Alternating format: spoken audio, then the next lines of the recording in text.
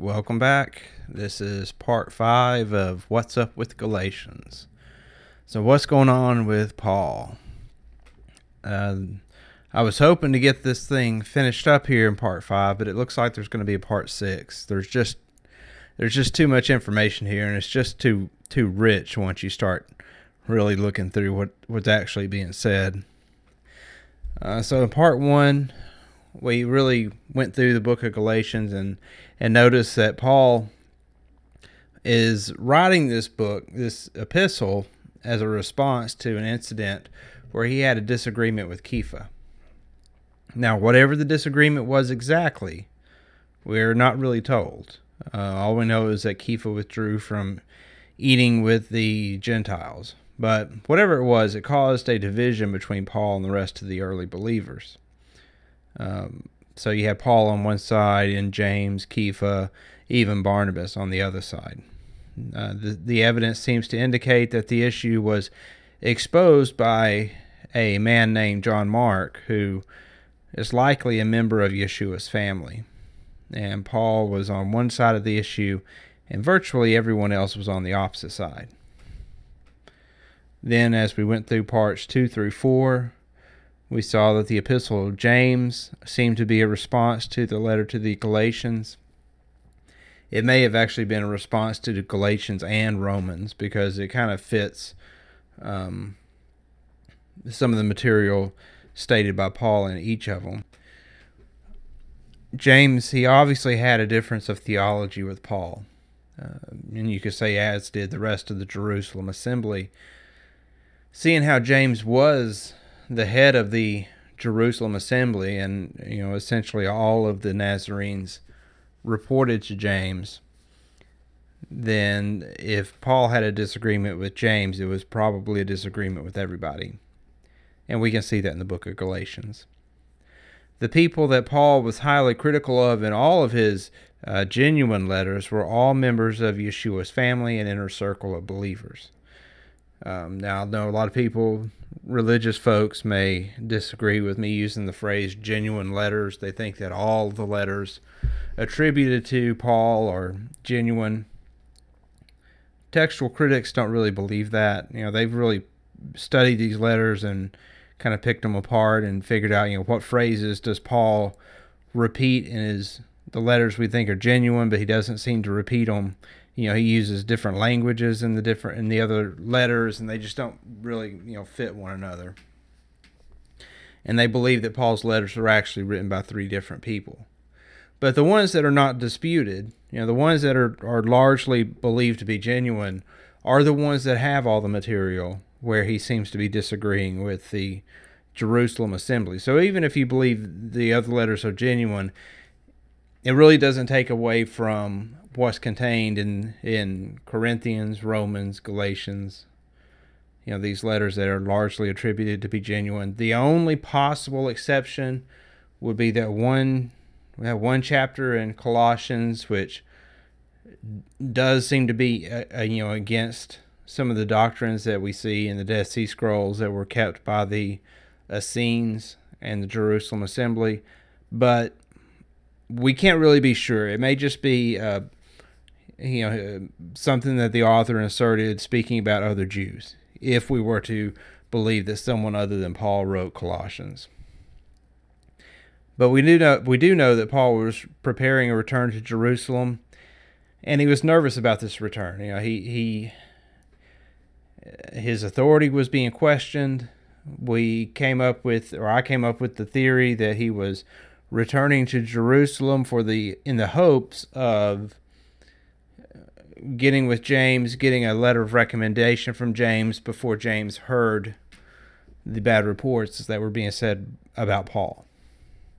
So we're going to go ahead and jump right into this. We're going to start in Acts 20. It's when Paul's on his way to Jerusalem. Starting at verse 16, for Shaul had decided to sail past Ephesus so that he might lose no time in Asia, for he was hurrying to be at Jerusalem, if possible, on the day of the Festival of Weeks. Okay, so according to this, Paul's in a hurry to get back to Jerusalem for the Feast of Shavuot. And so he stopped at this place called Miletus. But then when he got there, he sent to Ephesus and called for the elders of the assembly. Now, does this line up with the previous verse? Now, if you're in a hurry to get somewhere, are you going to bypass the place that these elders are, send a messenger to the elders, and then have the elders come to you? Wouldn't it be quicker for you to just stop at Ephesus to begin with and then meet with the elders? So something else is going on here. It's obviously not that he passed Ephesus because he was in a hurry. There's something else going on. I think that there was another reason he didn't want to be in Ephesus, and I think we're going to see that in the upcoming chapters of Acts. And so when these elders came to him, they said to him, from the first day, or he said, from the first day I came to Asia, how I was with you all the time, serving the master with all humility and many tears and trials which befell me. And he goes on and on. And he says, see, I go bound in the spirit to Jerusalem, not knowing what is going to meet me there. So again, you see that he's nervous about going to Jerusalem. But apparently he's saying that the Holy Spirit is witnessing to him in every city, saying chains and pressures await me. So he's being warned by the Holy Spirit about going to Jerusalem. Which, that's kind of interesting. It's almost like, why would you ignore a warning from Elohim? He must have a purpose for going to Jerusalem. Like, why else would he have to go? Why does he have to go to Jerusalem even though the Holy Spirit's warning him about it? And again, I think it's because he has to get these letters, and I don't think it's the Holy Spirit that's warning him. I think it's some other spirit.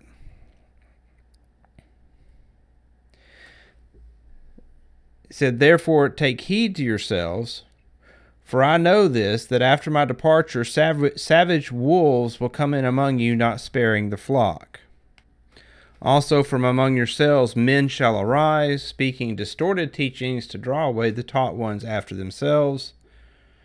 I have coveted no one's silver or gold or garments, and you yourselves know that these hands have supplied my need, and for those that were with me. So this doesn't really line up with what we see in Paul's epistles. He's saying here that he's worked and earned his own way, but in Paul's letters we see that he's being accused of taking money from the flock, or fleecing the flock, and he doesn't deny it. His response is like, do I not have a right to eat from the he compares himself to the ox treading the grain. Do not have is it not right for me to be able to eat from the grain that I'm treading? In other words, can I not take money from the people that I'm ministering to?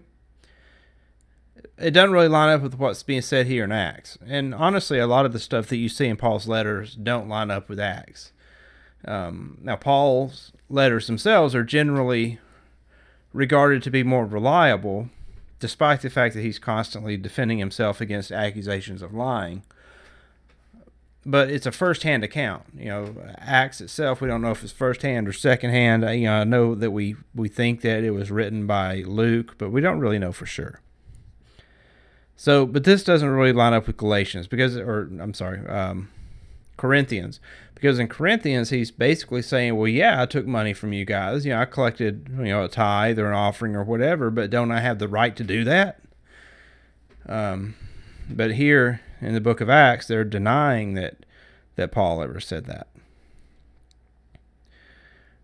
And so it goes on, they leave and they're traveling, and they get to Cyprus and they pass it, and then they go to Syria and land at Tyre. The ship, they unloaded their cargo, and they met some taught ones or some disciples there, and stayed there for 7 days, and they told Shaul through the Spirit not to go up to Jerusalem. So again, you see this evidence where the author of Acts is trying to make, I guess, Paul look courageous, but at the same time, he's constantly being warned by the Holy Spirit, if it is the Holy Spirit or whatever spirit it is, not to go to Jerusalem.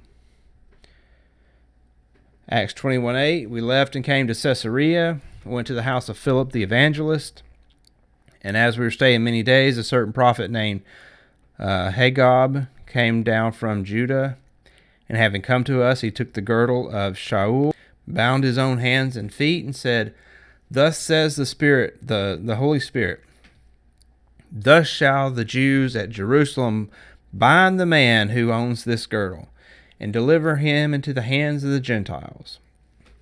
And when we heard this, both we and those from the place begged him not to go up to Jerusalem. And Shaul answered, What do you mean by weeping and breaking my heart? For I am ready not only to be bound, but also die at Jerusalem in the name of the Master. And as he could not be persuaded, we ceased, saying, Let the desire of the Master be done. Okay, so if we believe that Paul's hearing from the Holy Spirit here, and we believe that the Holy Spirit itself is, the same Spirit that Yeshua had dwelling within him, then to say this last phrase, let the desire of the Master be done, well, it's pretty obvious what the desire of Yeshua would be, which would be for Paul not to go to Jerusalem, if we believe that it's the Holy Spirit speaking. I personally don't. I think it's some other spirit that Paul's listening to. But how can you be disobeying Yeshua and yet claiming to do the desire of Yeshua? The church has been doing it for 2,000 years, but again, you see this, the words in Acts, if you really sit there and think about what they're saying, they don't make a whole lot of sense.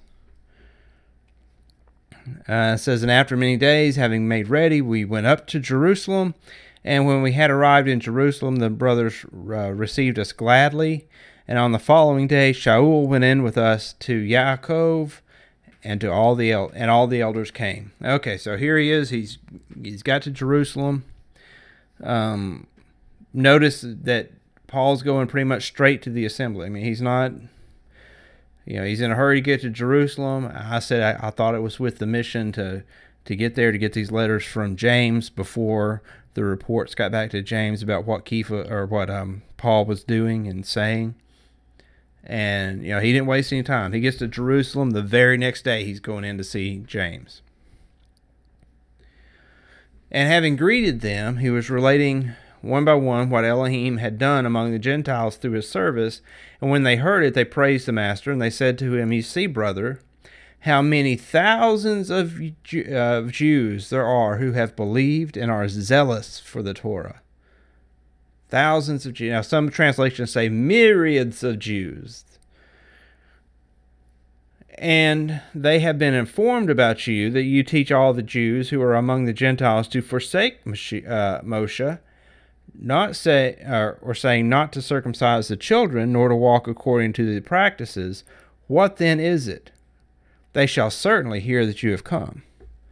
Okay, so you got these thousands of Jews who are zealous for the Torah. I mean, this is all like zealot phraseology. The zealots were the ones who would, if they heard you talking about the Torah and you weren't circumcised, they would catch you in a back alley and they would either forcibly circumcise you or kill you. When they're zealous for the Torah, I mean, they are, militant about it. And so James and the elders here are saying, don't you see these people these myriads of zealots that we have here in Jerusalem, and they've heard these reports about you. So what is it? What's the truth? Are you teaching for the Torah or against the Torah? Notice here in the green, thousands of Yahudim, zealous for the Torah. So he's saying we got thousands of zealots. The zealots were the ones that were, for the most part, the cause of the revolt against the Romans. They shall certainly hear you have come. So it's almost like they're saying, look, here's the story. Here's what we're hearing. Certainly all these zealots are going to hear, because this is taking place at the Feast of Shavuot. So the place is packed. We know from the opening chapters of Acts that there were people from all over. And there were certainly people here from the areas that Paul had been traveling to. So, moving on, it says, we have these 4 men who have taken a vow. Take them and be cleansed with them and pay their expenses, so that they shave their heads. And all shall know what they have been informed about you is not so, but you yourself also walk orderly, keeping the Torah. And then there's kind of this out of place phrase here that, to me, it seems like maybe it's been added after the fact, but but concerning the Gentiles who believe, we have written and decided that they should keep themselves from what is offered to idols, from blood, and what is strangled and whoring. Well, Paul obviously knows what they've written to the Gentiles about. Keep from what is offered to idols, don't eat meat sacrificed to idols, and from blood and what is strangled and whoring. Why is this put in here? This is kind of out of place and off subject that it's just kind of inserted in here, almost like it's at random. Now, a lot of people say that passage we just read about going to the temple, that it itself is proof that Paul and the Jerusalem assembly were offering sacrifices, but it's not actually. Because Josephus in the Antiquities, when he's talking about the Essenes, whom I believe to be the same group of people that we know of as the Nazarenes or the Ebionites or the early Jewish Christians, he says that they teach the immortality of souls, which of course is what we see in Christianity. Esteem the rewards of righteousness, and say that they are to be earnestly striven for. So again, it's a works-based theology. It's not a faith-based. They didn't teach. The Essenes didn't teach that you just had to have faith. They actually believed in earnestly striving for the rewards of righteousness. And when they send what they have dedicated to Elohim in the temple, they do not offer sacrifices because they have more pure lustrations of their own. So what's a lustration?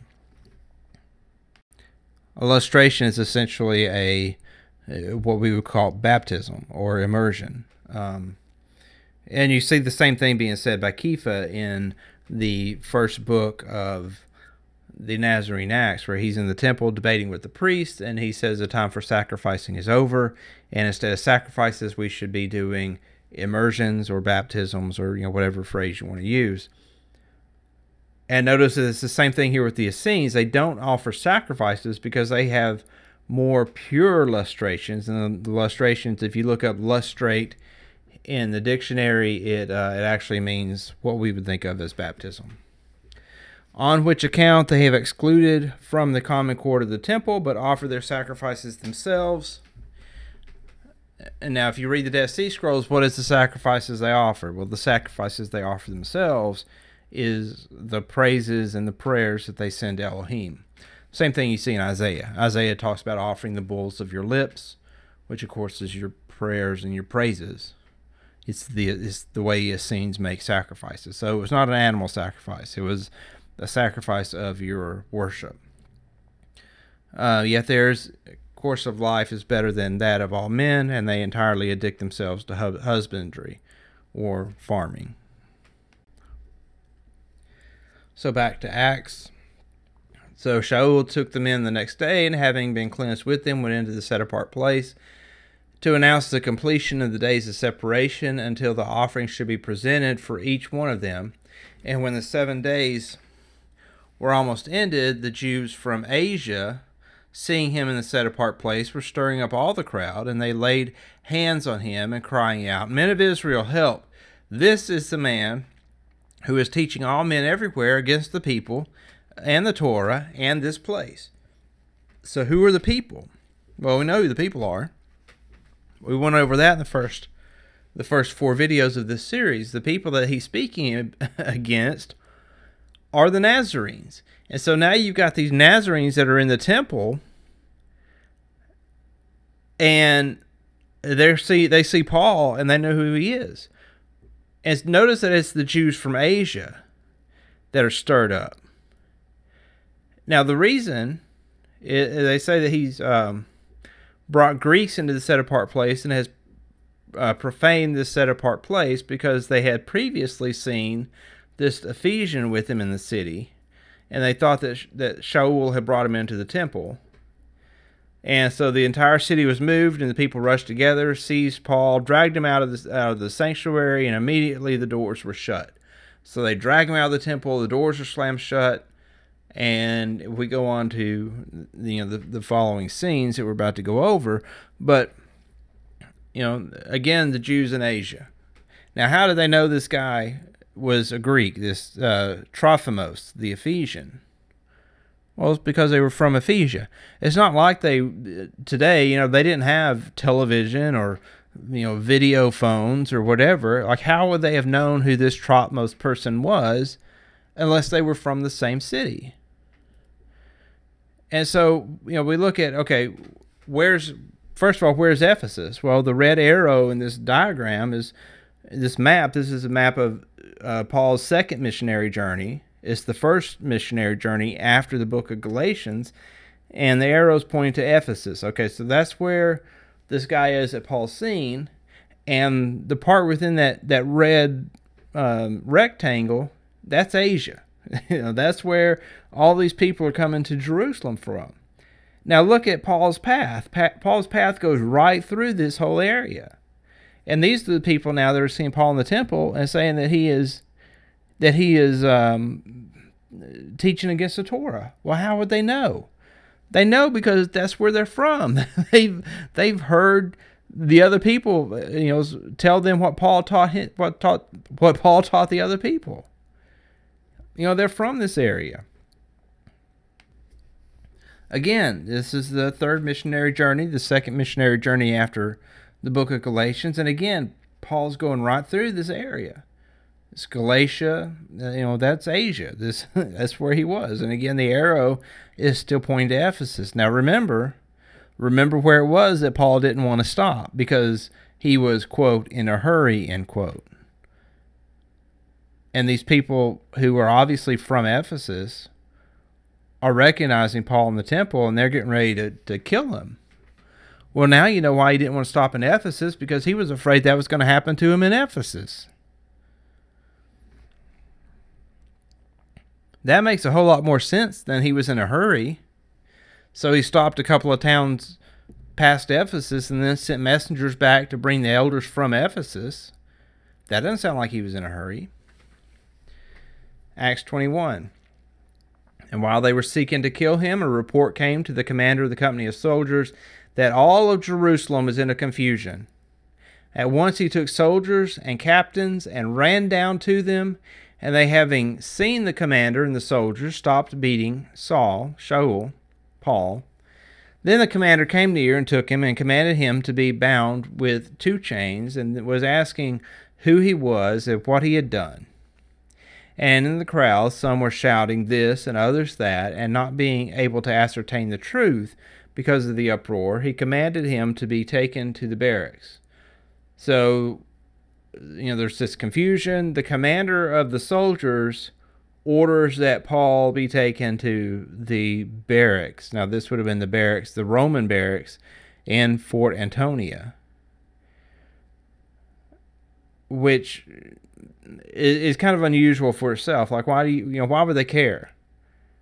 Why wouldn't they just hand him over to the crowd and let the crowd rip him apart or whatever? Why were they so concerned about this Jewish guy that the soldiers would come in there and rescue him? And when he came to the stairs, he had to be carried by the soldiers because of the violence of the crowd, for a large number of the people followed after, crying out, "Away with him!" Now, there's some interesting, there's some interesting things to point out here. Notice that James and the assembly in Jerusalem, they lived in Jerusalem for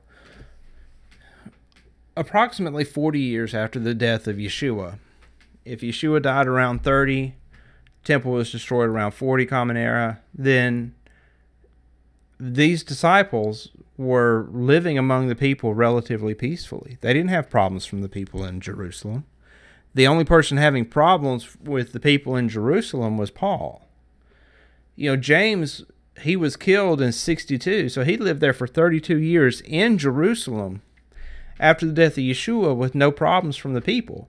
It wasn't the people that killed James. It was the religious establishment that killed James. It was the Herodians that killed James. And we'll get into that here a little later, probably in the video after this one. But who protected Paul?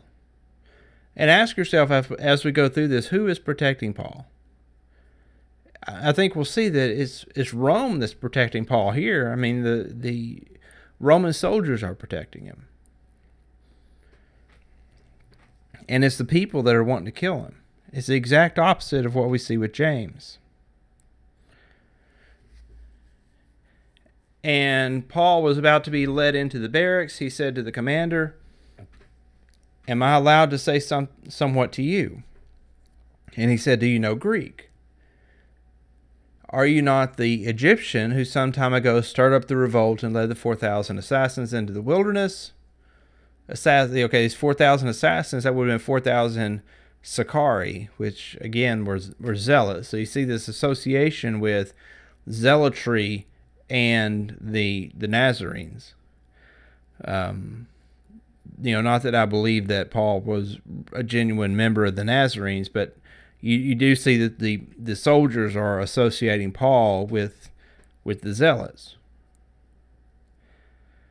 But Paul says, "I am a Jew from Tarsus in Cilicia, a citizen of no mean city, and I beg you, allow me to speak to the people."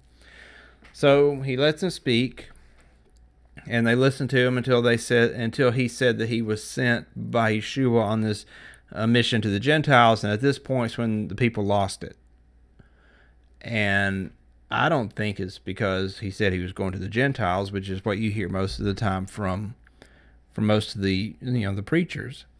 I think that they lost it because he claimed that he was sent to the Gentiles as a mission from Yeshua. Because contrary to what we may have heard in the churches, these were actually people that believed in Yeshua. These were not non-believing Jews. And they were listening to him until this word, and then they lifted up their voice, saying, "Away with such a one from the earth, for it is not fit that he should live." And as they were shouting and tearing their garments and throwing dust into the air, the commander ordered him to be brought to the barracks and said that he should be examined by flogging in order to find out what they were shouting or why they were shouting so against him. So again, they're taking him into Fort Antonia to protect him from the crowds. And you got to ask the question, why are they so concerned about Paul? Why did the soldiers care? And as they were stretching him out with straps, Shaul said to the captain who was standing by, "Is it permitted for you to whip a man who is a Roman and uncondemned?" And when the captain heard, he went and reported to the commander, saying, "Watch what you're about to do, for this man is a Roman."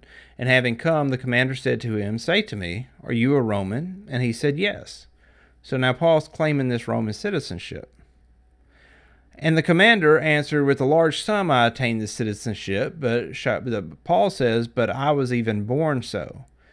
Then at once those who were about to examine him withdrew from him, and the commander was also afraid, and he found out that he was a Roman, and because he had bound him. Now, do we really think it got to this point? What I think happened was that I think Paul told the soldiers at the temple who he was, and that's why they took him into Fort Antonia. I think that's also the reason that they allowed him to address the crowds, is because Paul told the soldiers who he was. And I don't believe for 1 minute that it got to the point they were about to whip him before he told them who he was. So who was Paul? Well, the evidence seems to indicate that Paul was actually a Herodian.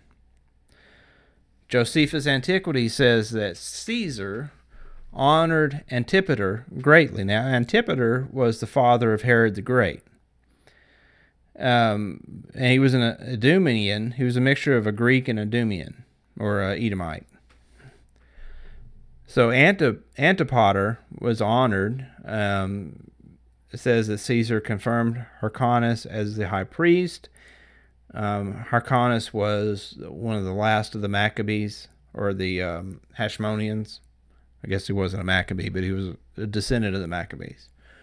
And bestowed on Antipater the privilege of being a citizen of Rome. So if Antipater was a citizen of Rome, then guess who else was a citizen of Rome?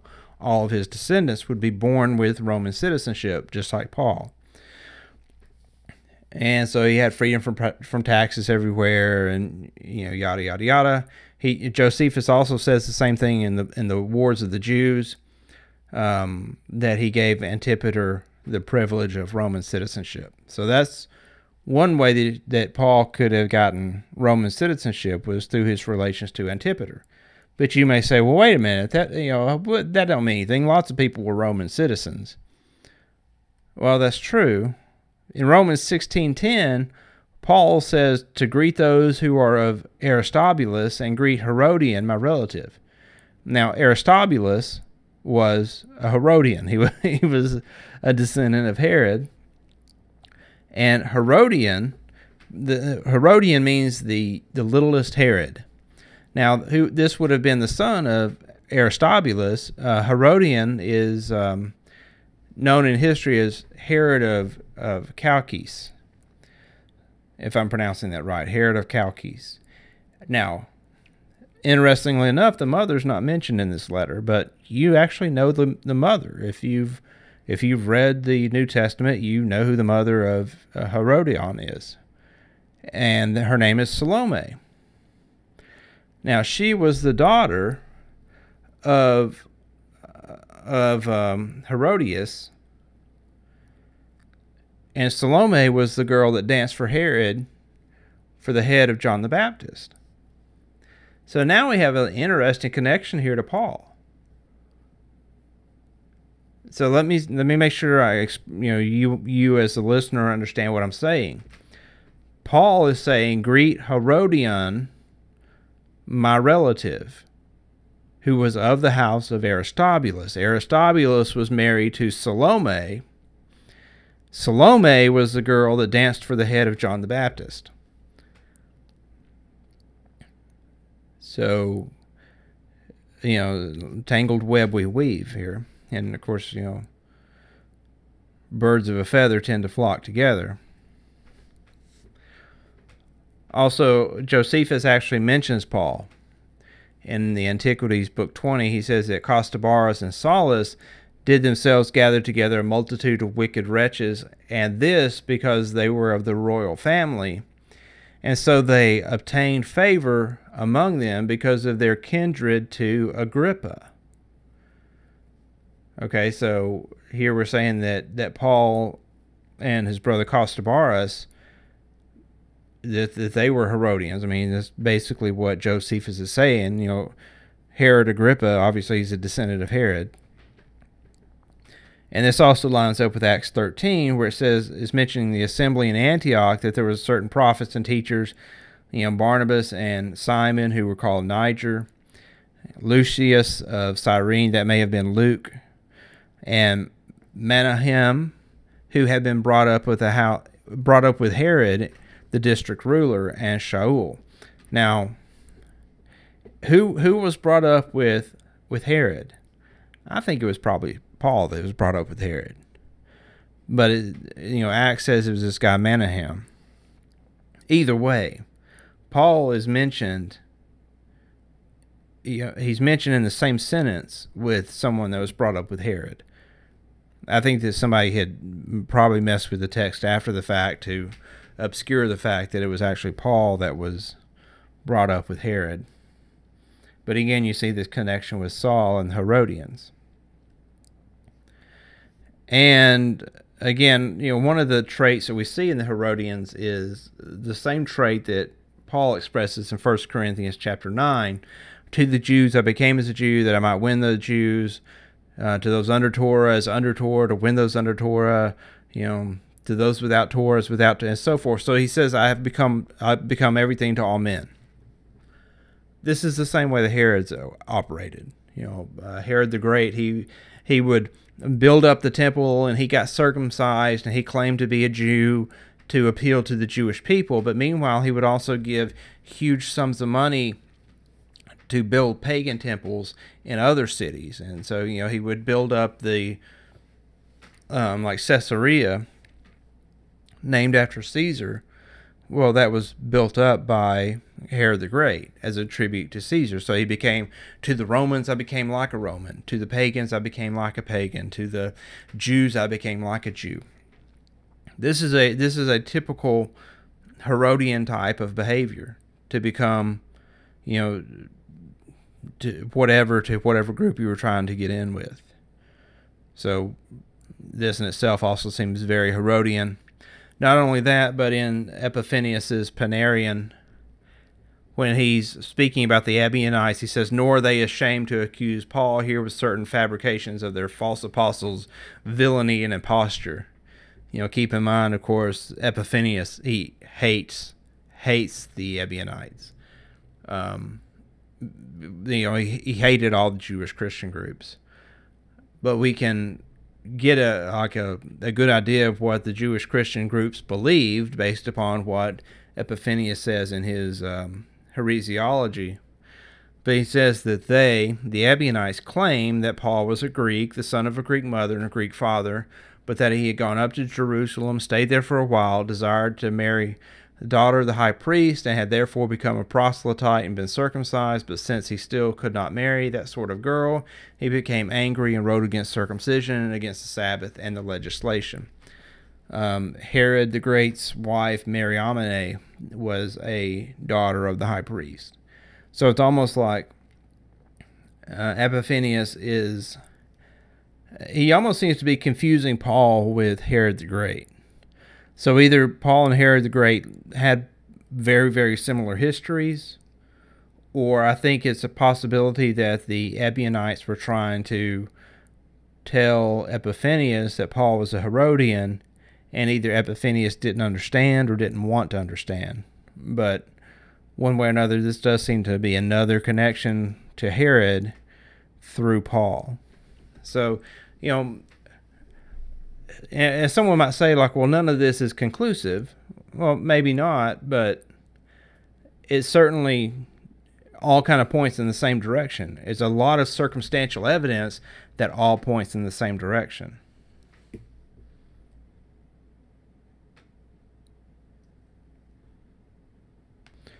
Okay, so the next day it says that the soldiers, intending to know for certain what was accused by the Jews, released Paul and commanded the chief priests and their council to come, and brought Paul down before them. Okay, so this is kind of a funny situation. So for the next chapter or two of Acts, they are showing this conflict between Paul and the Sanhedrin and the high priest. Now, this is funny based upon this other information, because Paul, being a Herodian, now, you had the Romans who obviously ruled over Judea at this point. The agent of the Romans was the Herods. The agent of the Herods was the high priest. And then the high priest, of course, controlled the Sanhedrin. I mean, this whole system was corrupt. But all these were the same group of people. Like, there's no difference between the Romans and the Herods and the priesthood, because the priests were appointed by the Herods. In fact, they weren't even Jews. A lot of these high priests were just these friends of the Herods, whoever either had the most favor or was willing to pay the most money to be appointed high priest. And so now they're coming before Paul, or rather Paul's coming before them. So you got the high priest who's appointed by the Herods trying a Herod. Like, they're putting Paul on trial, but before his family's own high priesthood. I mean, this whole thing is hilarious if you understand that all of this is probably just fabricated. Like, there's no way that Paul was being tried before the high priest. Especially if you consider that Paul, in Acts chapter 9, he went to the high priest to get letters to go after the Jerusalem assembly and the Nazarenes. And now he's standing before the high priest and allegedly defending himself against these accusations from the Jews, when the reality of it is that they're all on the same team. I think that Paul was meant to be controlled opposition from the beginning, and that he was sent out by the high priesthood to, for the most part, lead these Jews that were being ministered to by the Nazarenes, to lead them back into the temple cult. But I digress. So Acts 23:1, Paul, looking intently at the council, said, "Men, brothers, I have lived in a good conscience before Elohim until this day." And the high priest Ananias, who was appointed by Agrippa, who was Paul's cousin, commanded those who stood before him to strike him on the mouth. And then, Paul, "Elohim is going to strike you, whitewashed wall. Why do you sit judging me according to the Torah? And do you command me to be struck contrary to the Torah?" And those who stood by said, "Do you revile the high priest of Elohim?" And Paul said, "I did not know, brothers, that he was the high priest." Come on, give me a break. Paul didn't know that Ananias was the high priest. Ananias was friends with Agrippa, who was Paul's relative. In fact, you'll see here in a minute that Paul gets taken into protective custody. Where? In the palace of Agrippa. So again, Shaul's, it's almost humorous, because the next thing that happens is that Paul, perceiving that part were Sadducees and part were Pharisees, as if he didn't know, cried out, said, "I'm the Pharisee, the son of a Pharisee, and being judged concerning the expectation and the resurrection of the dead." And so then, him saying that, of course, causes a riot within the Sanhedrin. The Sanhedrin, the most learned Jewish sages of the day, are completely going to lose their cool over Paul saying this.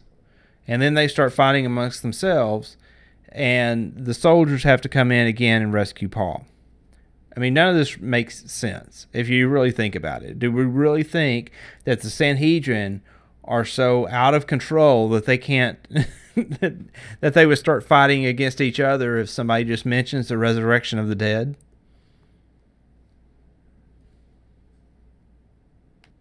Okay, so the Romans take Paul back into the barracks, and so they've got him, in protective custody. And so then you had this conspiracy come up. So you got this group of about 40 Jews saying that they're not going to eat or drink until they kill Shaul, until they kill Paul. And so so then what happens is that his sister hears about this conspiracy and has her son, or Paul's sister's son, heard about the conspiracy, and he comes in and enters into the barracks and reports to Shaul.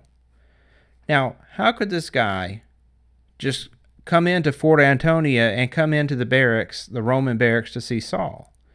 Unless, again, this comes back to Paul being a Roman, and not a Roman, but a Herodian.